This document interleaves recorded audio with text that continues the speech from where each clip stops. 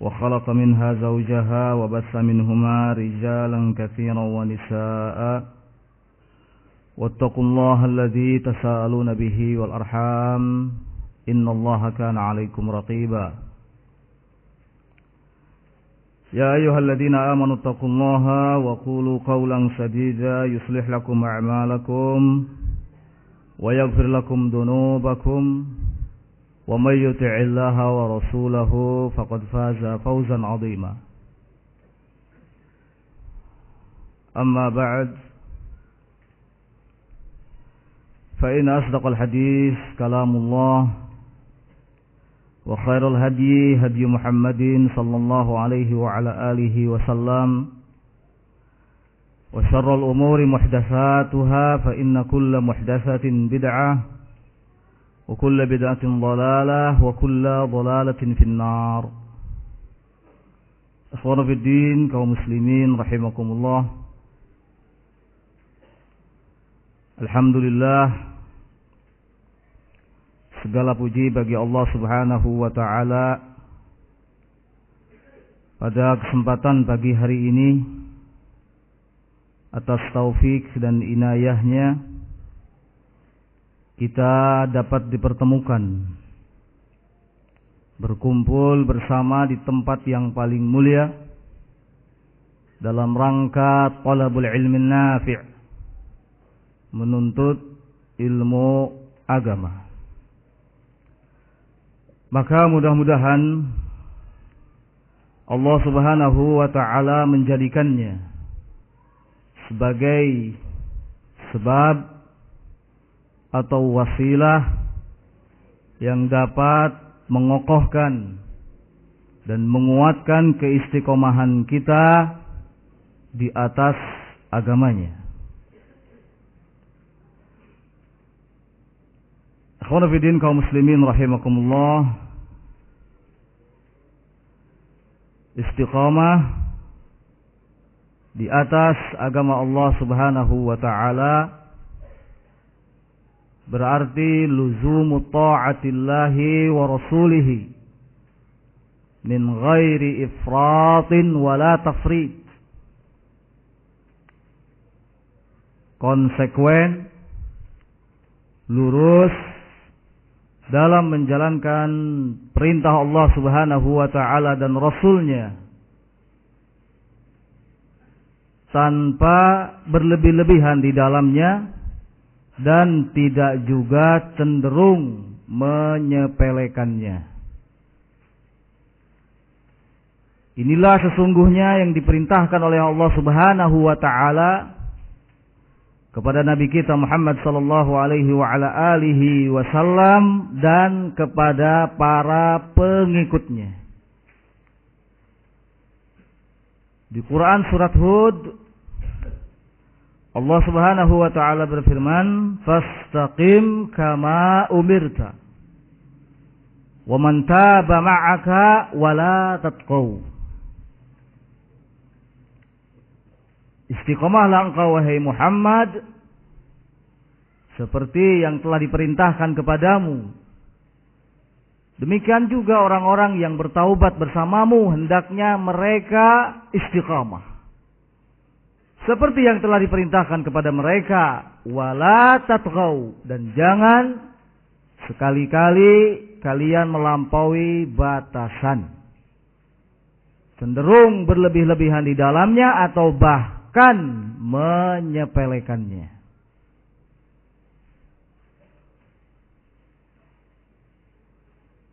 Terkait dengan hal ini pula salah seorang sahabat Rasulullah sallallahu alaihi wasallam, manusia terbaik setelah beliau, Abu Bakar As-Siddiq radhiyallahu taala anhu, mengatakan, istiqamatul insan ala dinihi istiqamatuhu ala al-awamir wan nawahi.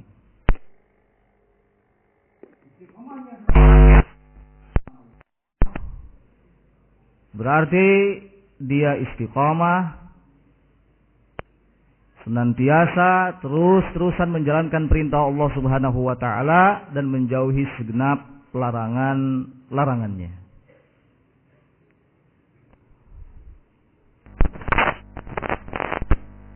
Ikhwanuddin kaum muslimin rahimakumullah, istiqamah adalah amalan yang besar. Istiqamah adalah amalan yang berat, membutuhkan pengorbanan dan kesabaran yang luar biasa. Itu semua karena manusia pada dasarnya, siapapun itu, bagaimanapun statusnya, pasti di sela-sela perjalanan kehidupannya di dunia kadang mengalami kemunduran dan kemerosotan dalam hal semangat.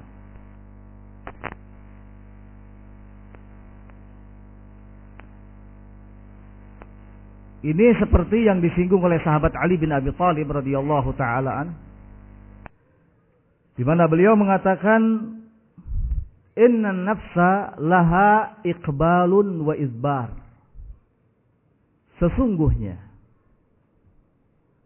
setiap jiwa manusia itu tidak selamanya dalam keadaan menghadap, tidak selamanya dalam keadaan lurus, kuat, kokoh. Akan tetapi ada kalanya jiwa manusia itu membelakangi, dalam artian mengalami kemunduran dan kemerosotan. Karenanya wajar jika kemudian Imam Ibnul Qayyim rahimahullahu ta'ala mengatakan, takhallalal fatarat lissalikina amrun la budda minhu. Adanya pergeseran, kemunduran yang dialami oleh orang-orang yang sedang meniti jalan menuju Rabb-nya adalah satu perkara yang pasti terjadi.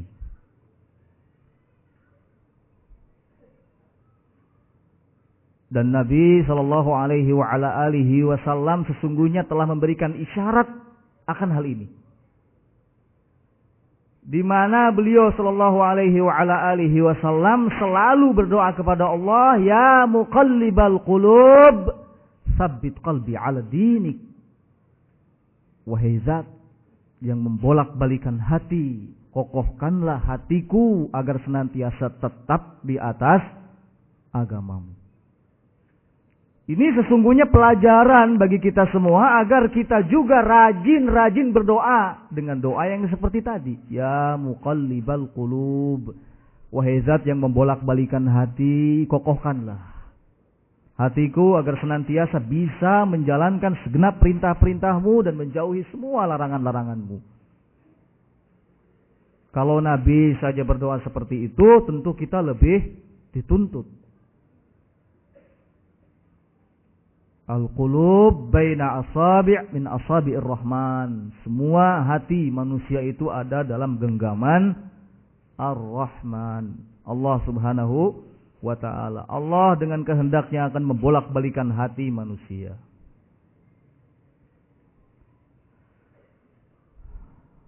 Namun demikian, Allah subhanahu wa ta'ala memberikan jaminan. Allah subhanahu wa ta'ala menyiapkan pahala yang besar bagi siapa saja yang tetap mengupayakan kekokohan dan keistiqomahan di atas agamanya. Di surat Al-Ahqaf, Allah subhanahu wa ta'ala berfirman, innal ladhina qalu rabbunallah thumma istaqamu fala khawfun alaihim walahum yahzanun. Ulaika ashabul jannah khalidina fiha jazaa'an bima kanu ya'malun. Sesungguhnya orang-orang yang mengatakan bahwa Rabb kami adalah Allah, kemudian mereka istiqomah di atas perkataannya itu, maka jaminannya tidak akan ada rasa khawatir dalam diri mereka dan mereka pun tidak akan bersedih hati. Mereka itulah, kata Allah, ashabul jannah, penghuni surga, mereka kekal di dalamnya. Semua itu merupakan balasan atas apa yang telah mereka kerjakan.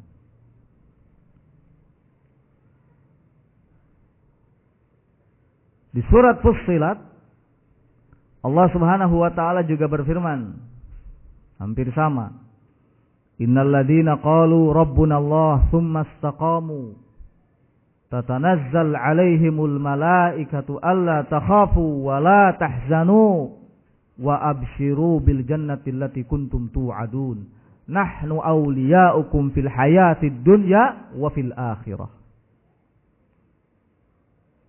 Sesungguhnya orang-orang yang mengatakan bahwa Rabb kami adalah Allah, kemudian mereka istiqomah di atas perkataannya itu, maka malaikat akan turun menghampiri mereka, kemudian para malaikat akan berkata kepadanya atau kepada mereka, kalian tidak perlu khawatir, kalian tidak perlu bersedih hati, bergembiralah kalian, senanglah kalian akan surga yang telah dijanjikan oleh Allah untuk kalian.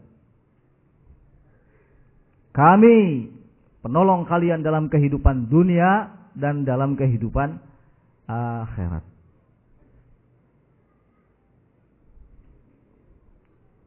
Yang dikhawatirkan, ikhwan fiddin akramakumullah, yang ditakutkan, ikhwan fiddin akramakumullah, adalah orang-orang yang lemah imannya, lemah keyakinannya, yaitu mereka-mereka yang disebut oleh Allah Subhanahu wa taala ya'budunallah ala harfin.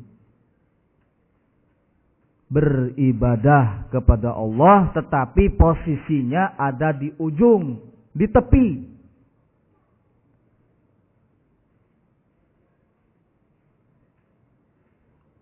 Di surat Al-Hajj Allah Subhanahu wa taala berfirman, wa minan nasi may ya'budullaha ala harfin. Di antara manusia ada yang beribadah kepada Allah Subhanahu wa taala tetapi posisinya di ujung, di tepi. Mengkhawatirkan, mengenaskan.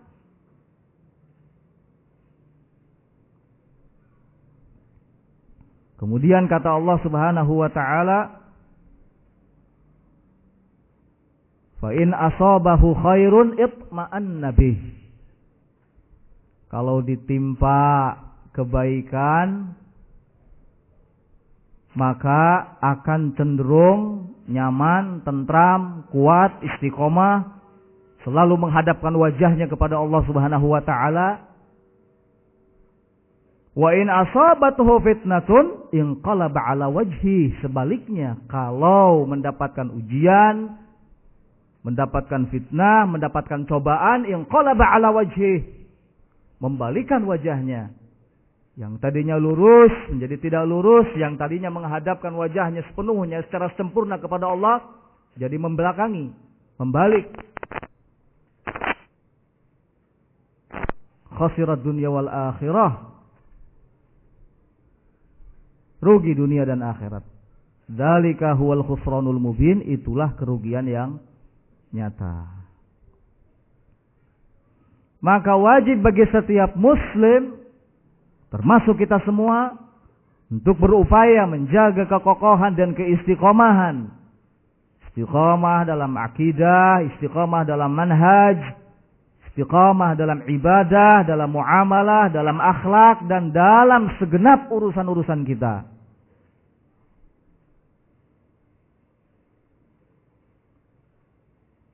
Allah Subhanahu wa taala berfirman di surat An-Nisa, "Wa man ahsanu dinan mimman aslama wajhahu lillahi wa huwa muhsin."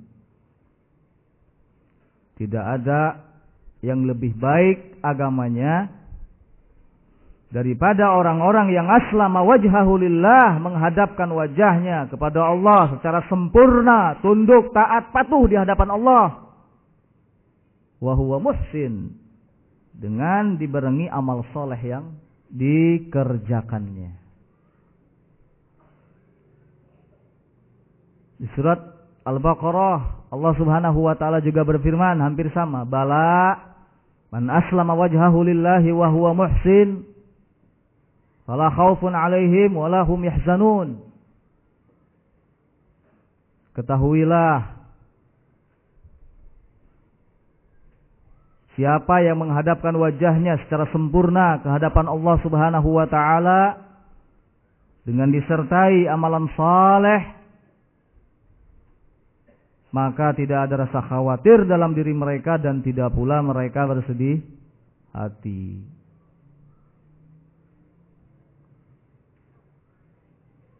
Ikhwanu fillah kaum muslimin rahimakumullah, ada banyak sebab yang menjadikan hilangnya keistiqomahan.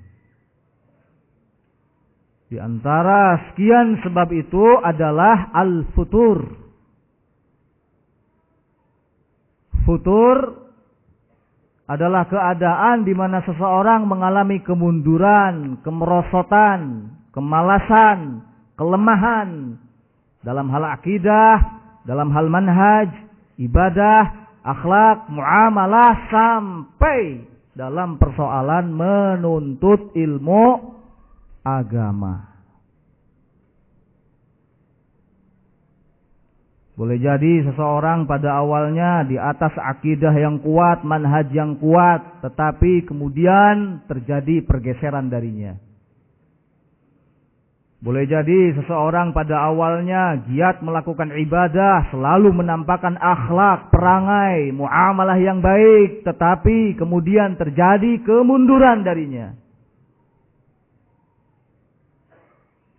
Boleh jadi seseorang pada awalnya betul-betul sungguh-sungguh semangat menuntut ilmu, selalu keluar dari rumahnya menghadiri majalisul ilmi, bahkan sampai duduk di pondok pesantren, tetapi kemudian setelah itu mengalami kemerosotan.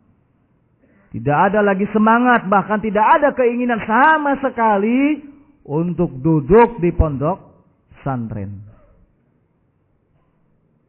Inilah gambaran di mana seseorang sedang mengalami gejala futur. Gejala futur bisa mengenai siapa saja tanpa terkecuali.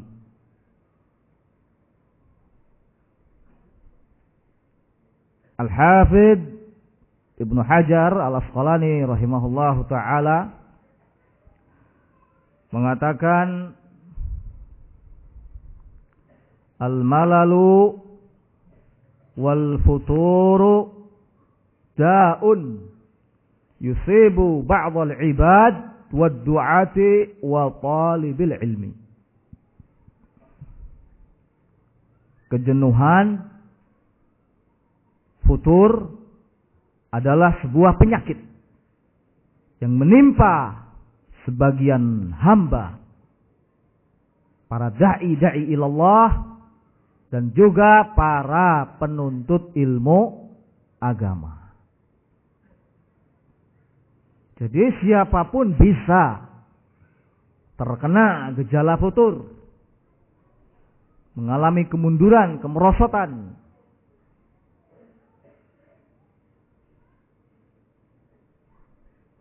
Bahkan Syekh Muhammad Ibnu Mukhtar Asy-Shinqiti rahimahullahu ta'ala, beliau mengatakan, hadzal futur, futur ini adalah ibtila'un wa imtihanun minallahi azza wa jal.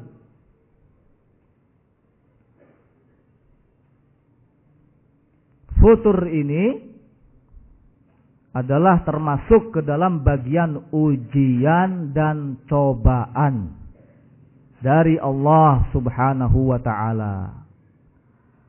Allah ingin melihat sejauh mana kejujuran hambanya, sejauh mana kesungguhan hambanya, sejauh mana keyakinan hambanya, sejauh mana tekad hambanya dalam menjalankan seluruh perintah-perintahnya, dalam menjalankan ibadah termasuk menuntut ilmu agama.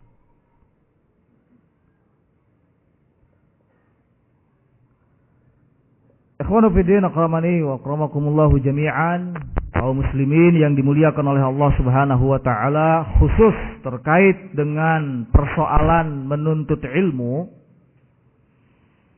Syekh Muhammad bin Shalih Al-Utsaimin rahimahullahu taala, beliau mengatakan fadha'ful himmati fi talabil ilmi minal masaib al-kabirah.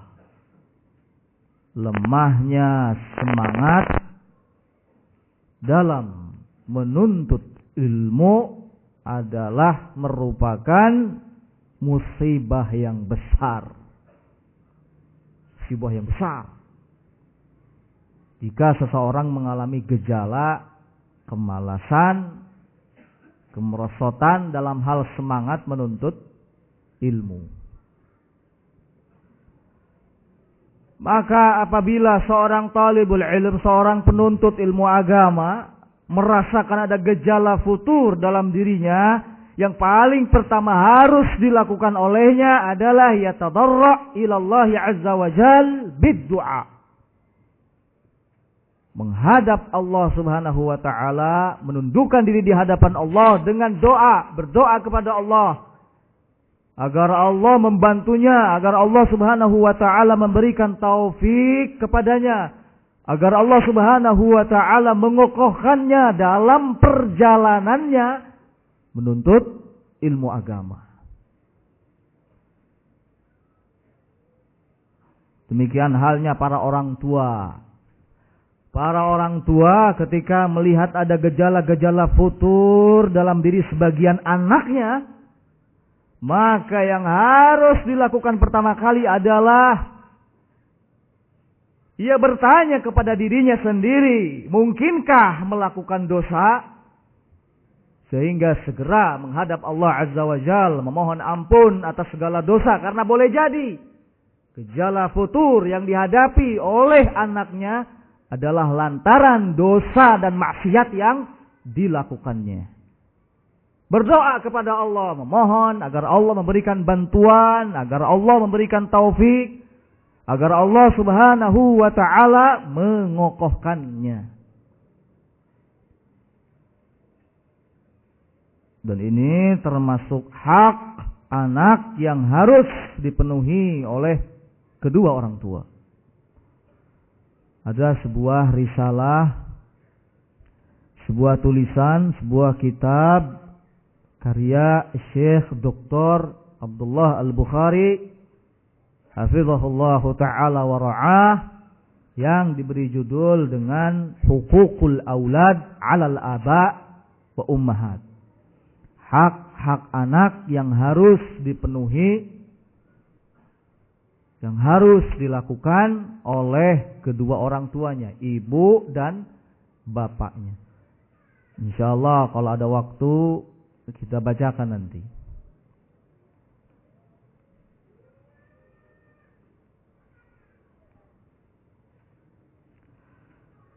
Kemudian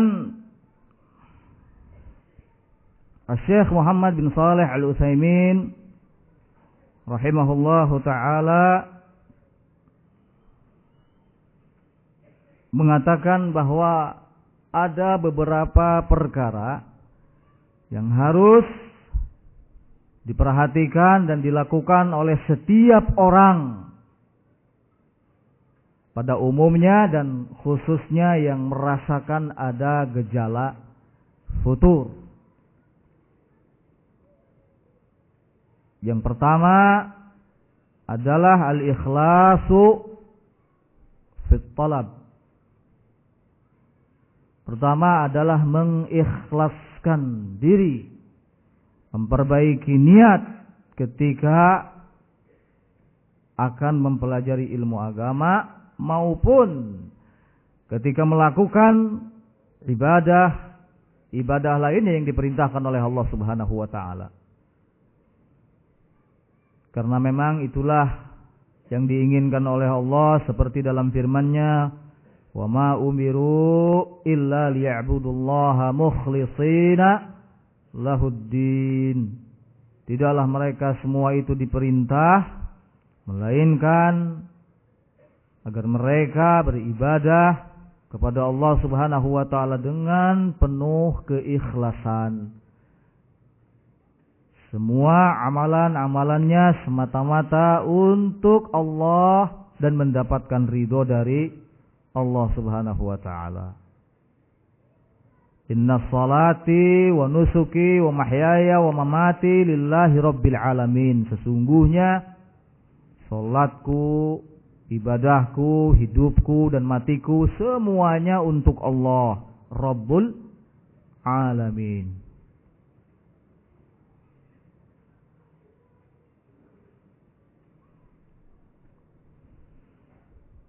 Lihat kembali, koreksi kembali niat dan tujuan ketika hendak menuntut ilmu agama. Jangan sampai semangat menuntut ilmu agama itu hanya semata-mata didorong oleh keinginan untuk memperbanyak wawasan. Banyak wawasan, banyak pengetahuan tidak menunjukkan adanya ilmu. Karena ilmu itu seperti yang dikatakan oleh Imam Malik rahimahullahu taala, nurun yaj'aluhullahu fil qulub, adalah cahaya yang Allah Subhanahu wa taala jadikan ada di dalam dada, di dalam hati. Jadi tidak lebih ke arah seseorang menguasai atau banyak wawasan.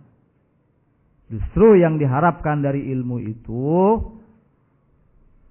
adalah seseorang menjadi benar ibadahnya, seseorang menjadi benar dalam hal ittiba'nya kepada Rasulullah sallallahu alaihi wa ala alihi wasallam.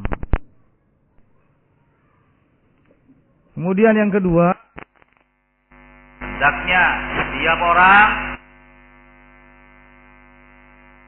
khususnya yang sedang mengalami gejala futur,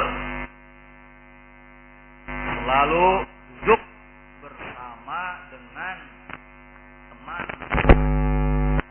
bisa memberikan dorongan motivasi untuk senantiasa menuntut ilmu dan berlomba-lomba memperbanyak ilmu agama.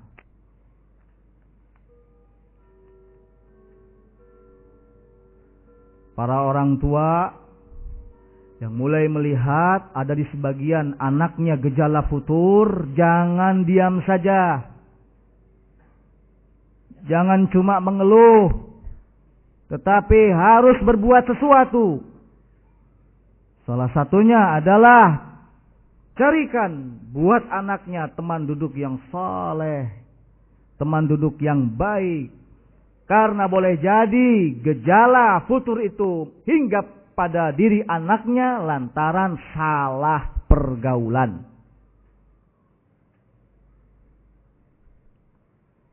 Carikan untuk anaknya teman duduk yang saleh, yang baik, yang bisa memberikan motivasi dan semangat kepadanya untuk giat menuntut ilmu agama. Tapi persoalannya mencari teman duduk yang soleh itu di mana? Di pasar. Tak mungkin. Di mal-mal, supermarket, gak mungkin. Di jalanan juga tidak mungkin. Di mana mencari teman duduk yang soleh? Jawabannya hanyalah di majalisul ilmi, di majlis-majlis ilmu. Karena hanya orang-orang yang baiklah yang akan datang dan berbondong-bondong memenuhi majalisul ilmi. Wa may yuridillahu bihi khairan yufaqihu fid din. Orang yang dikehendaki adanya kebaikan oleh Allah Subhanahu wa taala, tentu ia akan belajar agama, difahamkan dalam hal agamanya, akan semangat menuntut ilmu agama. Jangan salah mencari teman duduk yang baik, yang soleh. Cari di majalisul ilmi. Oleh karena itu jangan sampai ada kata bosan menghadiri majelis ilmu. Sesungguhnya keringat yang keluar dari badan kita, biaya yang kita keluarkan, rasa lelah yang kita rasakan, semuanya itu akan dibayar dengan kemudahan menuju surga oleh Allah Subhanahu wa taala. Man salaka tariqan yaltamisu fihi ilman sahalallahu lahu bihi tariqan ilal jannah. Siapa yang menempuh suatu perjalanan keluar dari rumahnya, berjalan kaki, pakai kendaraan, atau dengan cara apapun, yaltamisu fihi ilman, dia punya tekad untuk mempelajari ilmu agama Allah, sahalallahu lahu bihi tariqan ilal jannah. Allah akan memudahkan baginya jalan menuju surga. Luar biasa. Imam Nawawi rahimahullahu ta'ala terkait dengan hadis ini mengatakan fihi fadlul masyi fi talabil ilmi. Hadis ini di dalamnya ada keterangan tentang keutamaan berjalan, menempuh suatu perjalanan guna mendapatkan ilmu agama. Jadi pengorbanan yang telah kita keluarkan tidak sia-sia. Tidak percuma kita mengucurkan keringat, kita capek, lelah, biaya juga terkuras, tidak jadi masalah. Karena bayarannya, gantinya sangat besar, kemudahan jalan menuju surga.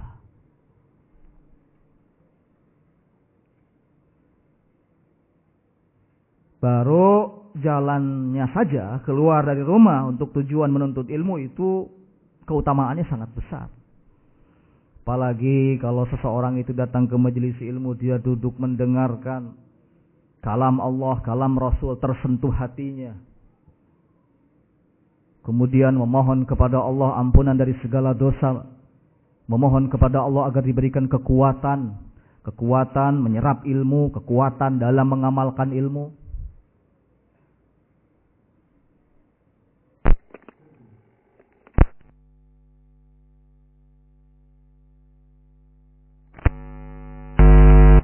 Seperti yang disinggung oleh sahabat Umar ibn Khattab, di mana beliau mengatakan seseorang boleh jadi ketika keluar dari rumahnya itu banyak dosa. Dia keluar dari rumahnya membawa banyak dosa, kemudian dia datang ke majelis ilmu, duduk mendengarkan kalam Allah, kalam Rasul, tersentuh hatinya. Lalu dia ingat segala dosa-dosa yang pernah dilakukannya, bertaubat kepada Allah, memohon agar Allah mengampuni dosanya. Maka dia pulang ke rumahnya dalam keadaan tidak membawa dosa. Dosa-dosanya berguguran.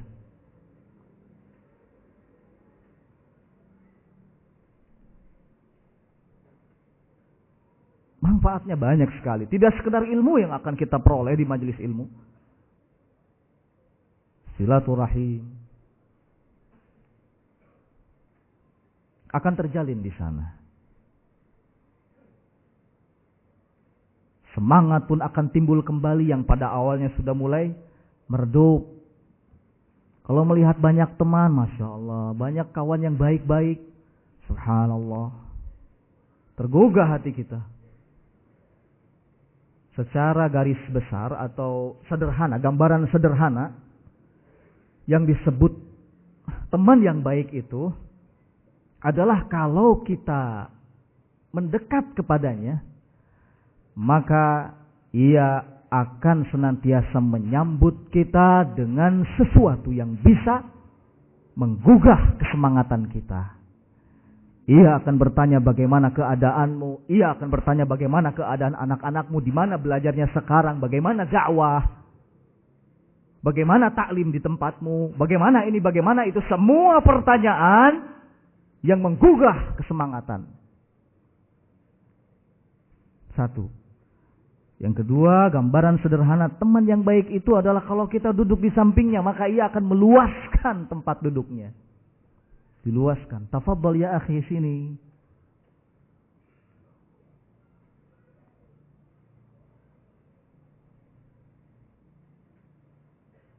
Kemudian yang ketiga berikutnya, kalau seandainya kita berbicara maka ia akan senantiasa memperhatikan pembicaraan kita.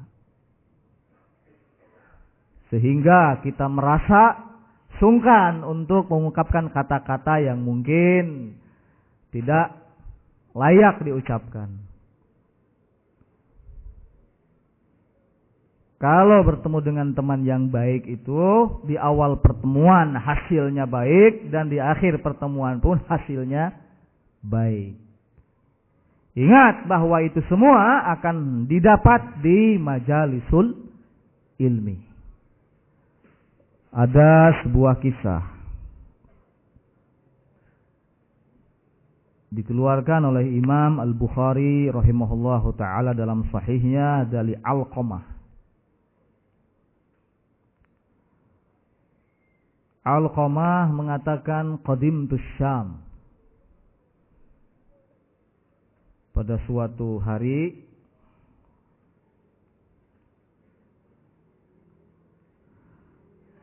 saya datang ke kota Syam. Fasallaitu raka'atain.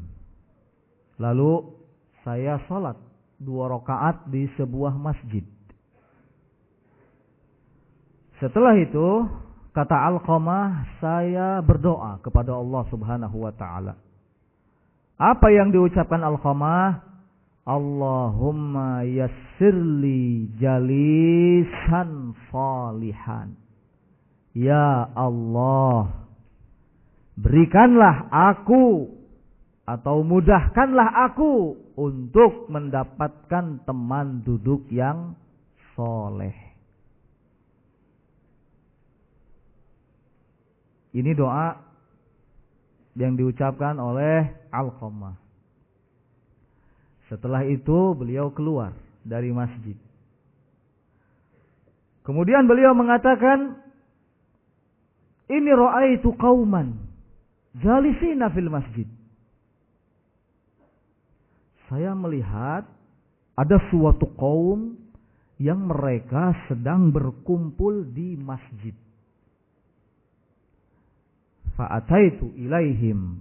Aku pun mendatangi mereka. Kemudian aku duduk bersama dengan mereka. Di mana? Di masjid. Faja'a syaikhun. Tidaklah kemudian datanglah seseorang yang sudah berusia agak tua, berwibawa, penuh dengan kelembutan. Sosoknya luar biasa, duduk di sampingku. Aku pun bertanya kepada orang-orang yang ada di sekitarku, "Man hadzal rajul?" Siapa orang ini? Maka semua orang yang ada di situ menjawab, Abu Darda, sahibu Rasulullah sallallahu alaihi wa ala alihi wasallam. Beliau adalah Abu Darda, sahabat Rasul sallallahu alaihi wa ala alihi wasallam. Betapa senangnya Alqamah. Kemudian Alqamah berkata kepada Abu Darda, "Baru saja saya berdoa kepada Allah Subhanahu wa taala agar Allah memberikan kemudahan untukku mendapatkan teman duduk yang saleh. Ternyata Allah telah memudahkanmu, atau Allah telah memudahkan aku untuk menjadi teman duduk engkau, sahabat Abu Darda." Jadi Alqamah dapat teman duduknya di mana? Teman duduk yang solehnya di masjid. Senang sekali berkenalan dengan seorang sahabat Rasul sallallahu alaihi wa ala alihi wasallam. Para tabi'in sangat bangga kalau mereka bisa berjumpa dengan sahabat Rasulullah, mengambil ilmu langsung kepada mereka. Kita juga harus merasa bangga ketika kita didekatkan dengan para ulama, orang-orang yang berilmu. Harus bangga, harus kita jadikan mereka sebagai penuntun kita, teman duduk kita yang soleh, yang baik. Karena walau bagaimanapun seseorang pasti terpengaruh dengan teman duduknya. Kalau teman duduknya soleh, maka dia pun akan soleh. Kalau teman duduknya jahat, maka akan jahat.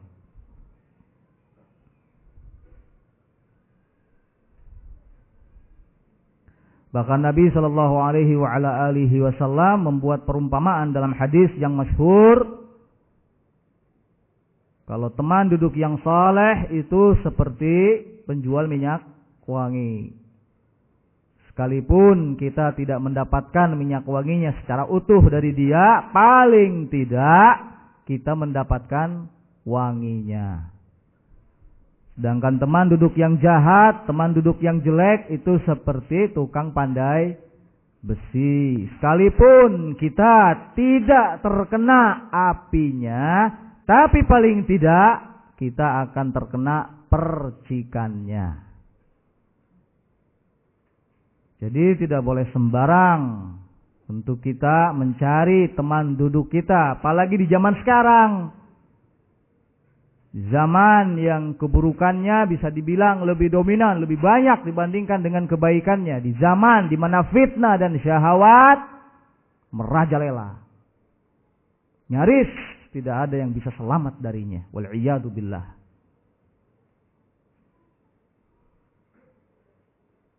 Lazimi teman soleh yang baik. Teman duduk yang soleh yang baik. Berdekatanlah selalu dengan mereka. Berikutnya yang ketiga,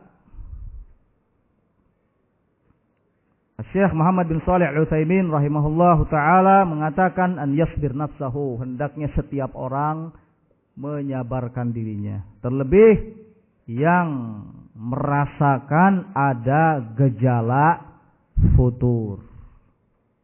Hendaknya ia menyabarkan dirinya, menahan sekuat tenaga agar jangan terbawa dan terpengaruh dengan gejala yang sedang dirasakannya. Ingat selalu firman Allah Subhanahu wa taala, wasbir nafsaka ma'al ladzina yad'una rabbahum bil ghadati wal 'ashyi yuriduna wajha wa la ta'du 'ainaka anhum turidu zinatal hayatad dunya. Sabarlah atau sabarkanlah dirimu bersama dengan orang-orang yang senantiasa beribadah kepada Rabb-Nya, mendekatkan diri kepada Rabb-Nya di pagi hari dan petang hari. Tidak ada yang mereka inginkan kecuali ridho dari Allah Subhanahu wa taala. Jangan sekali-kali palingkan pandangan matamu dari mereka hanya karena menghendaki kelezatan dunia. Bersusah payah bersama dengan orang-orang yang saleh, orang-orang yang baik, saleh akidahnya, saleh manhajnya, ibadahnya, muamalahnya, akhlaknya. Itu jauh lebih baik dibandingkan bersenang-senang bersama dengan orang yang jahat. Orang yang buruk perangainya, buruk akidahnya, buruk manhajnya, buruk ibadahnya. Imam Malik ibn Dinar rahimahullahu ta'ala mengatakan, innaka antangqulal hijarata ma'al abrar khairun laka min an ta'kulal khabitha ma'al fujjar. Sesungguhnya kamu memindahkan batu dari satu tempat ke tempat yang lainnya, bergotong royong bersama-sama dengan orang-orang yang saleh, orang-orang yang baik, itu jauh lebih utama, jauh lebih harus didahulukan daripada makan manisan bersama dengan orang-orang yang jahat, orang-orang yang buruk, jelek keadaannya.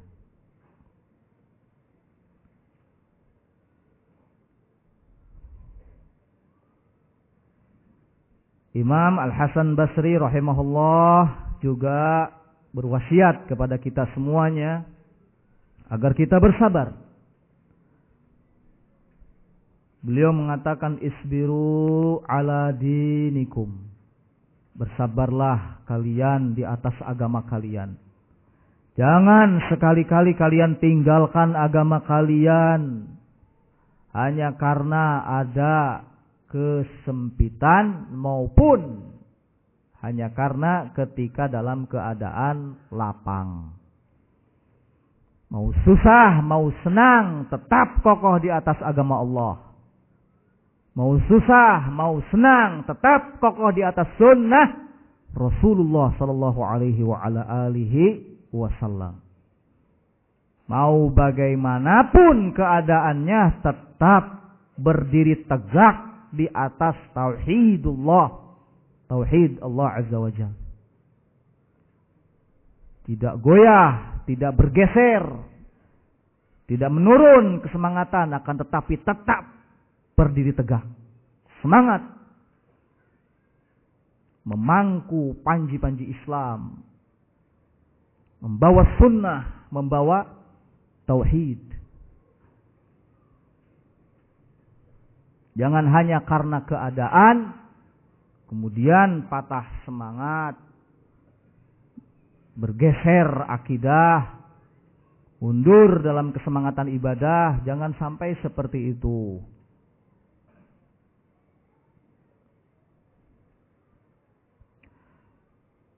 Ikhwan fillah, kaum muslimin rahimakumullah.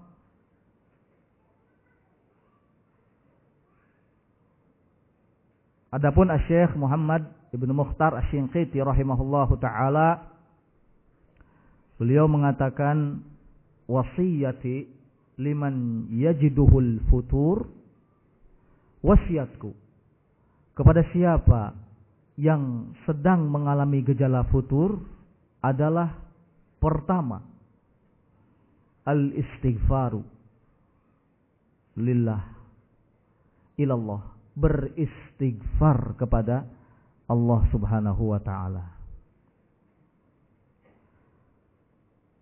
Sebab Allah subhanahu wa ta'ala berfirman seperti di surat An-Naml,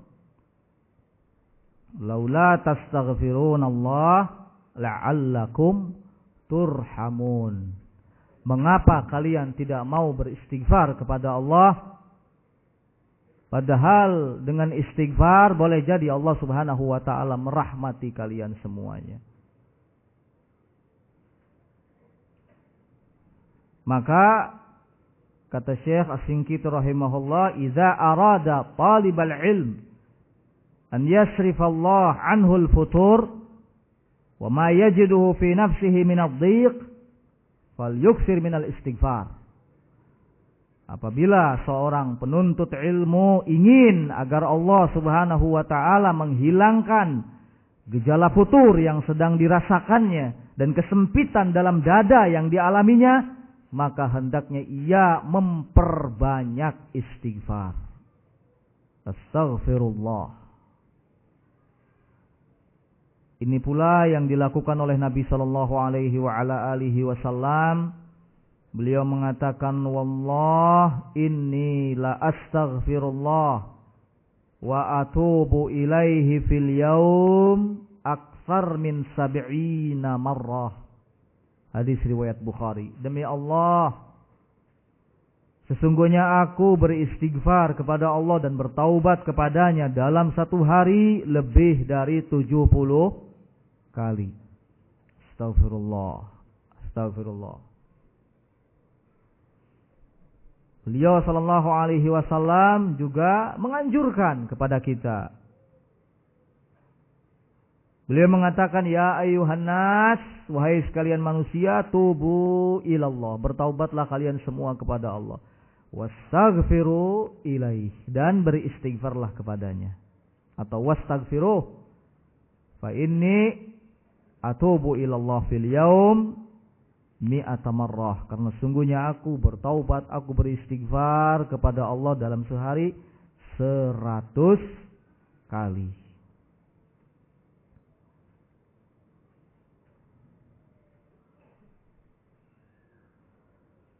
Kemudian yang kedua, wasiat Syekh Muhammad Ibn Mukhtar Asy-Shinqiti rahimahullah adalah an yabhas an alimin yashhad himmatuhu. Orang yang mengalami gejala futur hendaknya mencari seorang alim, mencari orang yang berilmu yang dapat kembali membangkitkan semangatnya. Di mana orang yang berilmu tadi senantiasa memberikan nasihat-nasihat yang baik, wa yaqra qalbahu, dan mampu mengetuk pintu hatinya, biqawarir at-tanzil wa bima jaa'a an Rasulillah, dengan apa-apa yang diturunkan oleh Allah Subhanahu wa taala dan apa yang datang dari Rasulullah sallallahu alaihi wa ala alihi wasallam, ataupun perkara-perkara yang dapat menghidupkan hati agar tetap cinta kepada kebaikan dan selalu menghadap kepada kebaikan. Jadi kedudukan alim sangat penting di tengah-tengah kita. Merekalah yang mampu untuk memberikan nasihat, memberikan ujangan, petuah kepada kita dari Al-Quran dan dari Sunnah Rasulullah Sallallahu Alaihi Wasallam. Untuk itu tumbuhkan kecintaan kepada para ulama.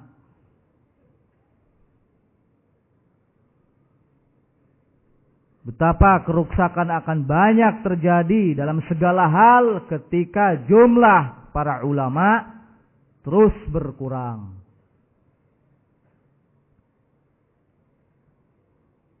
Seperti disinggung oleh Nabi sallallahu alaihi wasallam, hatta idza la yabqa 'aliman ittakhadhan nasa ru'usan juhala. Kalau sudah tidak ada lagi para ulama, tidak ada lagi alim, ittakhadhan nasa ru'usan juhala. Manusia akan menjadikan pemimpinnya dari kalangan orang-orang bodoh. Manusia akan menjadikan panutannya dari kalangan orang-orang bodoh, yaitu mereka-mereka yang berbicara tentang ilmu agama atau tentang Allah, tentang agama Allah tanpa dasar ilmu. Fas'alu ahla dzikri in kuntum la ta'lamun. Bertanyalah kepada ahli dzikri, para ulama, in kuntum la ta'lamun, jika kalian tidak mengetahui. Yang ketiganya adalah kasratu qiraati sayri salafis saleh, memperbanyak frekuensi membaca sejarah para ulama terdahulu yang saleh, salafus saleh, sejarah sahabat, sejarah tabi'in, sejarah para ulama. Baca persering supaya timbul kesemangatan. Karena dengan membaca sejarah mereka, hati menjadi terbuka. Bahkan boleh jadi tumbuh rasa takut kepada Allah Subhanahu wa taala. Kemudian juga akan tumbuh keinginan untuk bisa seperti mereka.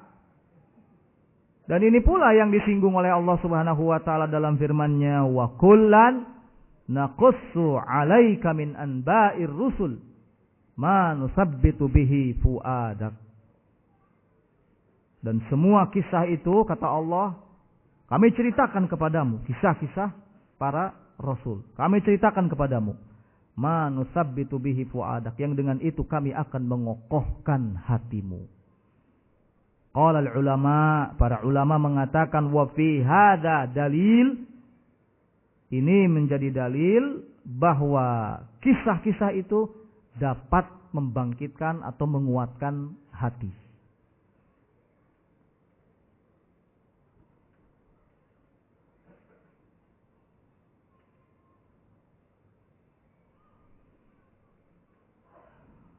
Wasiat lainnya ikhwan fillah yang keempat adalah Orang yang sedang mengalami gejala futur hendaknya selalu merasa bahwa melakukan ibadah ataupun menuntut ilmu itu akan mendatangkan pahala. Karena tiap kali seseorang merasakan bahwa apa yang dilakukannya itu akan berbuah pahala, maka secara otomatis ini akan mendorong kesungguhannya. Salah satu contohnya hadis yang kita baca tadi, man salaka tariqan yaltamisu fihi ilman sahalallahu lahu bihi tariqan ilal jannah. Terpacu semangat kita ketika ada hadis yang seperti ini. Allah akan memudahkan jalan menuju surga bagi orang-orang yang keluar guna menuntut ilmu. Tidak ada salahnya membaca hadis-hadis yang isinya targhib, dorongan, motivasi, dan juga tarhib. Bahkan boleh jadi membaca kitab yang seperti itu di zaman sekarang ini sangat dituntut. Karena kondisi yang kita semua sudah tahu.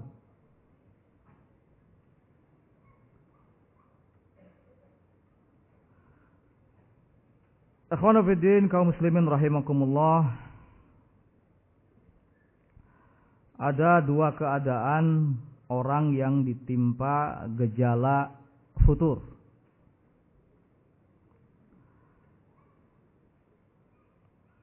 Keadaan yang pertama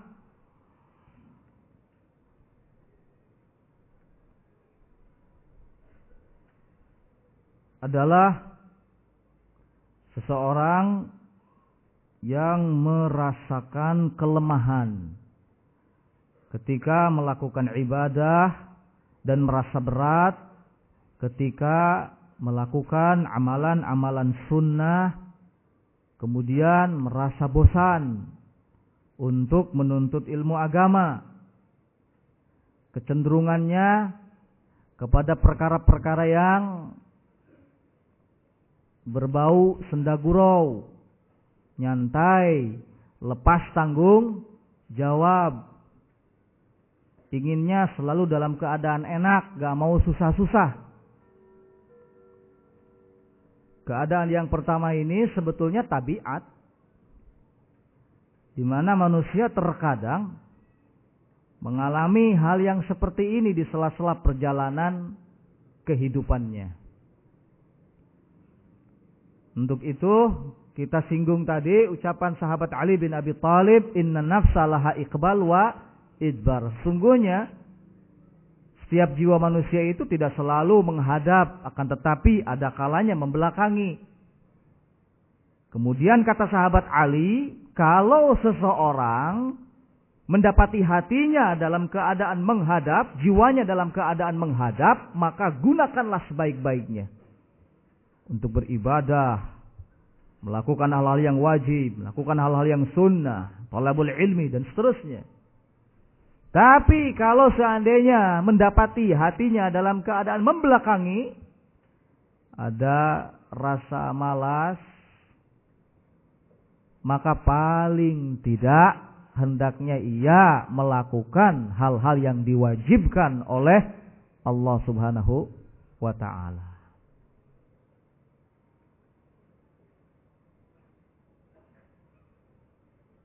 Ibnu Qayyim rahimahullahu ta'ala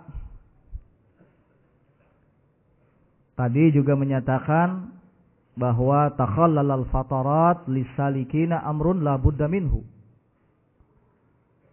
Terjadinya pergeseran, kemunduran dalam hal semangat yang dirasakan oleh orang-orang yang sedang meniti jalan Allah di sela-sela kehidupan yang dilaluinya adalah perkara yang pasti terjadi.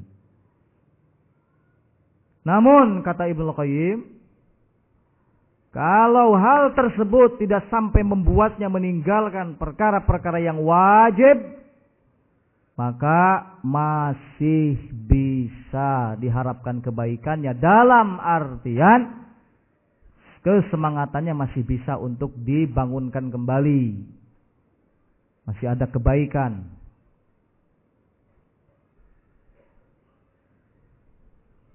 Karena terkadang manusia memang butuh peringatan. Bahkan Allah pun menyatakan wadzakir fa inna dzikra tanfa'ul mu'minin. Wadzakir, sampaikan peringatan karena sungguhnya peringatan itu sangat bermanfaat bagi orang-orang yang beriman. Hati kita ini butuh kepada yang namanya peringatan. Butuh kepada nasihat. Butuh kepada wejangan seperti kebutuhan ikan terhadap air. Ini seperti yang disinggung oleh Syekhul Islam Ibnu Taimiyah rahimahullah. Kita bisa melihat bagaimana ketika ikan itu jauh dari air, kelepak mati. Nah, kita juga sama.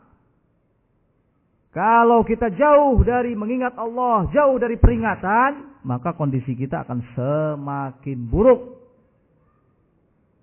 Jadi butuhnya kita kepada peringatan, mengingat Allah itu seperti kebutuhan ikan terhadap air, kata Ibnu Taimiyah rahimahullahu ta'ala.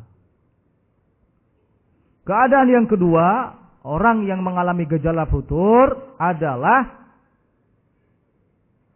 menyebabkan dirinya meninggalkan sebagian perkara yang wajib. Bahkan kemudian cenderung melakukan sebagian perkara yang haram dan dosa besar. Mulai bermudah-mudah untuk bergaul dengan ahlul fusaq, orang-orang yang fasik. Mulai memasang pendengarannya untuk mendengarkan apa-apa yang disampaikan oleh ahlul ahwa wasyubuhat. Mulai menjauh dari orang-orang yang saleh.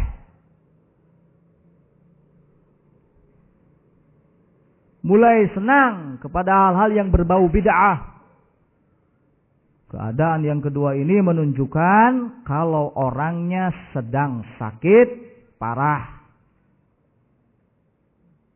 Maka kita yang mengetahuinya harus membantunya. Harus menolongnya. Harus mengingatkannya. Karena kalau dibiarkan akan semakin parah.